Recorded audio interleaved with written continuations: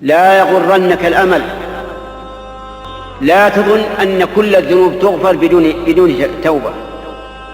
إذا تبت إلى الله مهما كان ذنبك فإن الله تعالى يتوب عليك ويدخلك في رحمته. أما بدون توبة، لو أن الإنسان مات ولم يتب من ذنبه وإن كان دون الشرك فإنها داخلة تحت مشيئة الله، كما قال الله تعالى: إن الله لا يغفر أن يشرك به ويغفر ما دون ذلك لمن يشاء.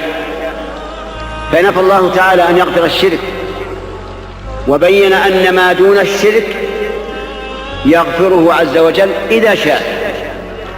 لا بد من الندم. يندم الإنسان في نفسه ويتأسف ويقول في نفسه لا بلسانه: ليتني لم أفعل.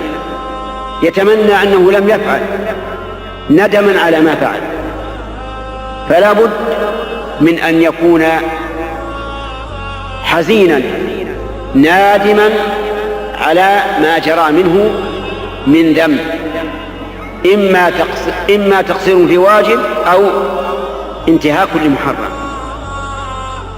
فكر يا أخي في نفسك، ارجع إلى نفسك.